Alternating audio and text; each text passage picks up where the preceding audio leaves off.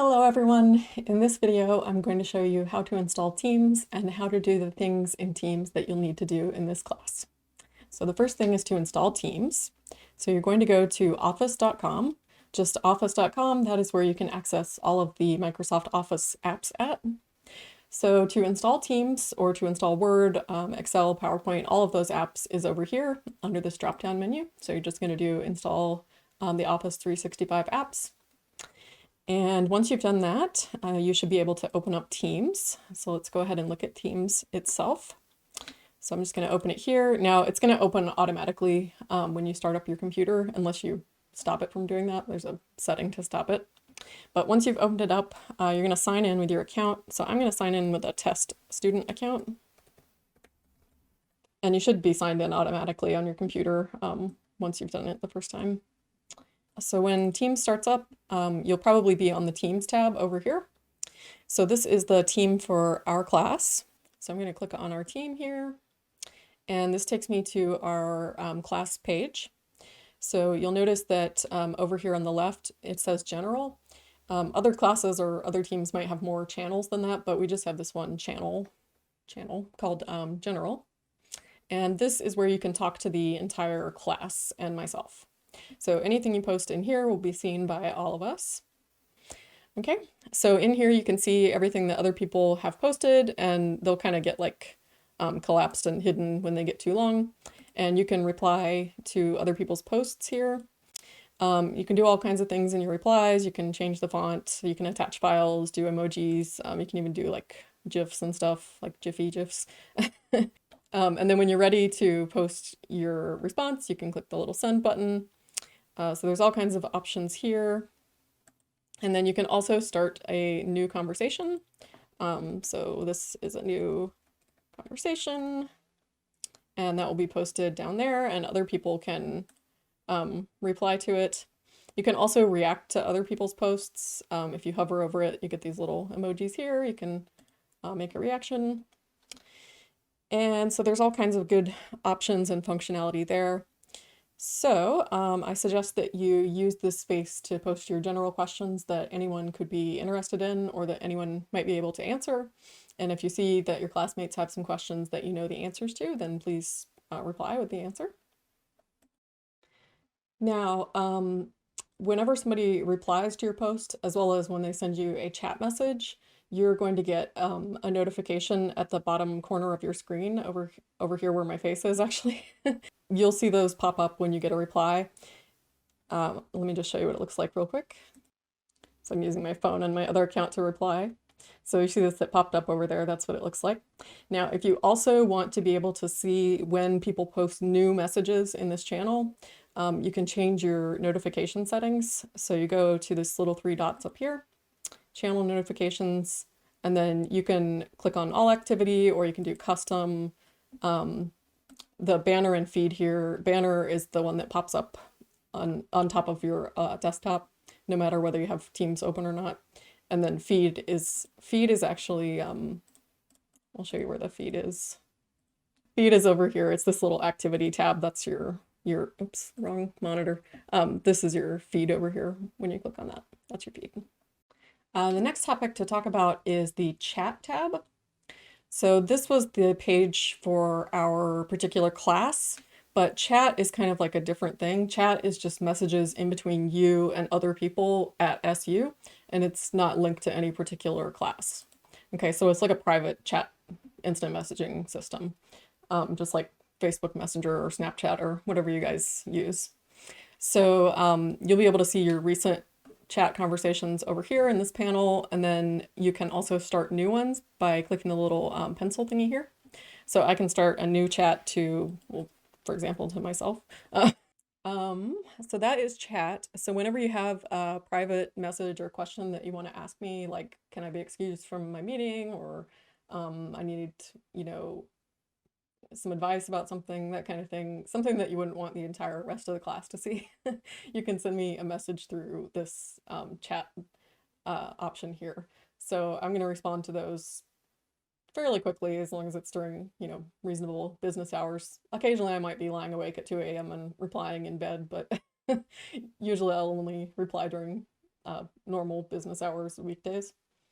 So you can use this. I actually think it's better than email, although you can email me too, but I like this better than email because it's easier to go back and forth and see what each other said and send attachments, and it feels more like a conversation. So I would prefer if you use this to contact me instead of email, but of course I will check my email too. So you can also chat with each other, and I can't like see your messages or anything. You can also chat with whole groups of people. So you can start group chats. Okay. Now chat is another time when you will get notifications that will pop up down at the bottom right-hand corner of your screen, and you'll see that you got a chat message regardless of whether you're actually looking at the Teams app at that moment or not. I do think you have to have it open in the background though. Okay, so the next thing is the calendar and attending your meetings for the class. So over here on the left, we have the calendar tab. That's very important. Let's look at that. I'm going to move my face again down here.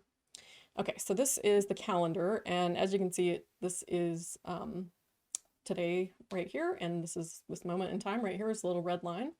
Now you can create new meetings, but you can also look at the meetings that have already been scheduled for you. Okay, so if you want to create a new meeting, just click on like a blank space, or you can use this, you can use the new meeting thing up here. You can also use the Meet Now thing to do like an instant video chat with someone if you want to. You can do video chat through the chat tab over here as well. But anyway, when you're ready to attend your meetings for class, you have to scroll around to see where they are. You can scroll up and down from the morning to the evening, but you can also scroll back and forth from week to week. Or you can click today to scroll to now. So when you're ready to join a meeting, you're going to just click on the name of the meeting and then click the join button. It's really easy. If you want to see like who the other people are that are going to be at the meeting, like you want to see who your partner is, for example, at your partner meeting, you can double click on the meeting and then you get all the details there. The participants will be over here. So then you just click join and join your meeting. You can do different settings like for your microphone and your speakers and your video camera and stuff. You can turn your video on and off, all that kind of stuff. So once you are in your meeting, let me show you a couple things about that. Just as well, we couldn't start the video. I get some kind of mirror tunnel effect if I try to screen cap and be on a video call at the same time. So down here, there's some different options. You can turn your video on and off. You can turn your microphone on and off. And then probably the most important one is the chat or the conversation. So this chat over here, oh, I have to move my face again. You can type things during the meeting, like this, for example, and you can do like attachments and GIFs and all that regular kind of stuff, you know, stickers and all that kind of silly fun stuff. And then the nice thing is that once you leave the meeting, so I'm just going to click hang up to leave, that conversation will still be in your chat, in the chat tab. So when you go to the chat tab, you can still see that conversation, and you can even continue it even after the meeting is over. Like if I forgot to tell you something, I can send messages in that meeting's chat. And if it's a recurring meeting, the chat will be saved and used on the next instance of the meeting. So like we will have one chat for all of the group meetings for group 1, for example, throughout the semester. And you can also use that to communicate with your partner for your partner assignment, even after your partner meeting has concluded. And you can also just like rejoin the meeting, even if it's not at the time that it was scheduled, you can just rejoin it. So like if you and your partner need to reschedule, you can still just use that same meeting link from the calendar that was scheduled for you, even at a different time. So that's really nice. Another thing to say about the meetings is that this calendar over here that you see in the calendar tab, that is also your Outlook calendar. Microsoft has like one shared calendar for all of the apps. So you might not have realized that you even have an Outlook calendar, or you've probably never used it, but you do have it. So let me show you how to get to that as well. So when you're on office.com, the way I check my email is I just click the Outlook button over here on the left. And this is the email for this test. Whoops. I'm trying to move my face. This is the email for the test student account. And over here, you actually have these different tiny little tabs that you probably never noticed in the bottom left corner. So this is the mail one that we're looking at right now. And then there's a calendar one and the no, I don't want to recommend. And then there's the people one. So if you click on the little calendar over here, this is your Outlook calendar, and it's the same as the Teams calendar. So you can also join your meetings from here as well. If you just click on them there, you'll also have the option to join them from there.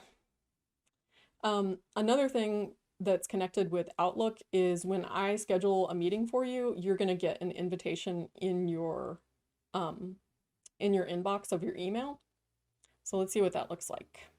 So these are 2 meetings that I scheduled for this test account.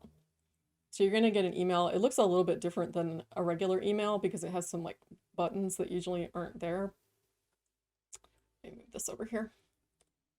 Floating around the screen. It looks a little different from a regular email. It looks like this. And you can just like, basically you can ignore this if you want to. Or you can click the check button or the X button, or you can do some other options over here. If you go ahead and click the check button, what's going to happen is it's like you've accepted, like formally accepted the meeting. So you notice it disappeared from your inbox over here.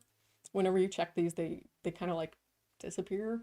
They're not really gone. They just go to your calendar. So basically on your calendar, the meetings were there before, even before you accepted them. And now they're still there and you can see them from there. But sometimes students tell me, they're like, oh, my meeting email disappeared. And I'm like, well, did you accept it? Yeah, it goes away when you accept it. And now it's on your calendar. Okay, so the last thing I want to talk to you about is how to put Teams on your phone. So because we're going to be using chat and both the general channel chat for the whole class and then the group meeting chat, the partner chats, you can chat with me to ask me questions. For all of those reasons, it would be nice to have it on your phone. Of course, I'm not going to require you to do it, but it would be helpful if you did. I have it on my phone, so I read you guys' chat messages in real time, no matter where I am. I sleep with my phone under my pillow, like you probably do. So if you want to install Teams on your phone, just go to the App Store and download Teams. It's a free app.